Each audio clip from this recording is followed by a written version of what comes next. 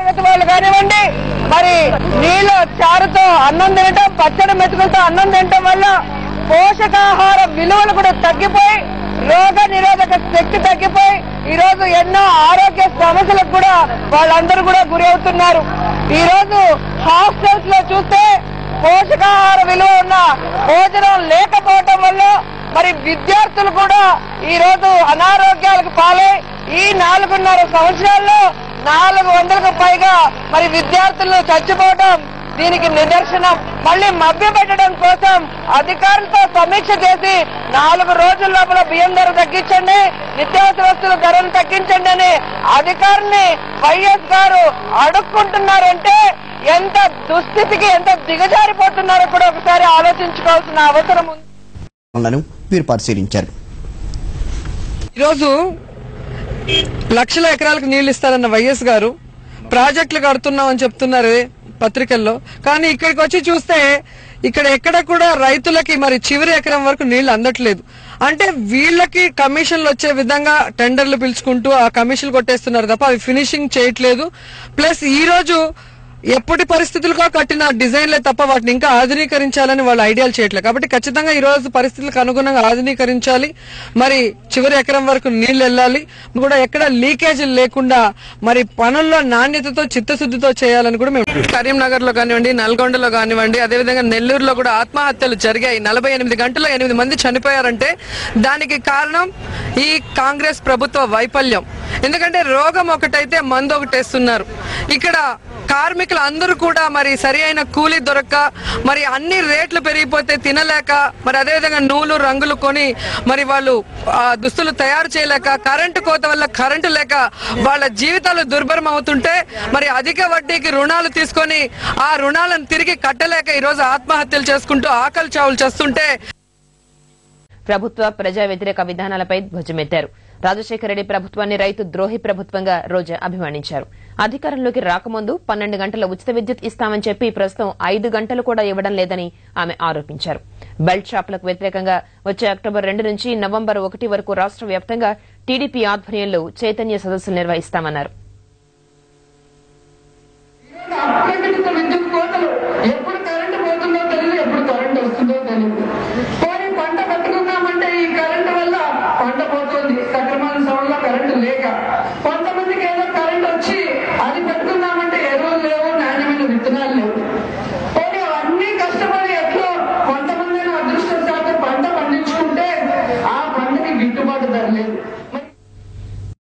చేనేత కార్మికులపై రాష్ట్ర ప్రభుత్వం సవతి తల్లి ప్రేమ చూపుతోందని తెలుగు మహిళా రాష్ట్ర అధ్యక్షురాలు రోజా ధ్వజమెత్తారు.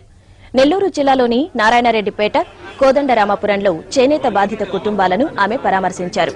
రాష్ట్రంలో ఆత్మహత్యలకు పాల్పడుతున్న చేనేత కార్మిక కుటుంబాలందరికీ వెంటనే ఎక్స్గ్రేషియా ఇవ్వాలని రోజా డిమాండ్ చేశారు.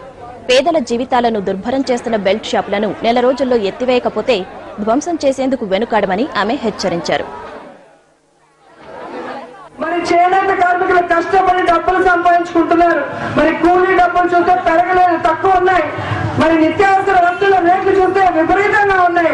కుటుంబం గడుపుకోలేకపోతుంటే మరి సందు గొంతుకి కూడా బెల్ట్ షాపులు పెట్టి అలవాటు లేని వాళ్ళకు కూడా అలవాటు చేస్తున్న ఈ కాంగ్రెస్ వాళ్ళకి బుద్ధి చెప్పి విపరీతంగా ఉన్నాయి బెల్ట్ షాపులు. ఈ నెల రోజుల్లో అవి తీయకపోతే ముఖ్యమంత్రి జలయజ్ఞం పేరుతో కోట్లు దండుకుంటున్నారని తెలుగు మహిళా అధ్యక్షురాలు రోజా ఆరోపించారు.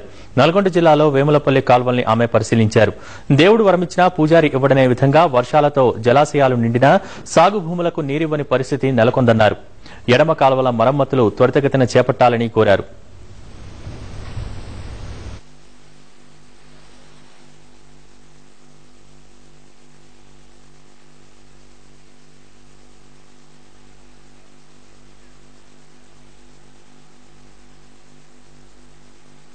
ప్రజలు మార్పు కోరుకుంటున్నారు.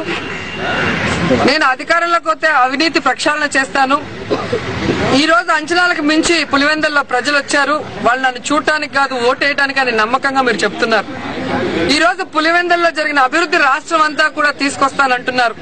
నిజంగా మీకు ఆ నమ్మకం ఉంటే, మీకు దమ్ము ధైర్యం ఉంటే మరి అవినీతి ప్రక్షాళన పులివెందుల నుంచి స్టార్ట్ చేయండి. పులివెందుల్లో మీరు కంటెస్ట్ చేయమని కూడా మీకు సవాల్ చేస్తున్నాం. మేము సమైక్యాంధ్ర కట్టుబడి ఉన్నా కూడా గత ఉప ఎన్నికల్లో చూస్తే అభివృద్ధి కోటేశారు. కానీ ఈ రోజు ప్రజల మనోభిప్రాయాలకి గౌరవించాలని ఈ రోజు తెలంగాణ ప్రజలు తెలంగాణను కోరుకుంటున్నారు కాబట్టి వాళ్ళకి అన్యాయం చేయకూడదన్న కారణంతోనే చంద్రబాబు నాయుడు గారు తెలంగాణకు మద్దతు తెలియజేశారు తప్ప ఇంకో పార్టీతో మనం పొత్తు పెట్టుకుని సీట్లు కొట్టేద్దామని ఏ రోజు కూడా ఆలోచించలేదు. ముద్దులిచ్చి ప్రజల్ని మభ్యపెట్టలేరని ముఖ్యమంత్రి వైఎస్ రాజశేఖర రెడ్డికి తెలుగు మహిళా అధ్యక్షురాలు రోజా చురకలంటించారు. అయిన వాళ్లకు అందినంతా దోచిపెడుతోన్న వైఎస్ కు వచ్చే ఎన్నికల్లో ప్రజలు తగిన గుణపాఠం చెబుతారని ఆమె వ్యాఖ్యానించారు.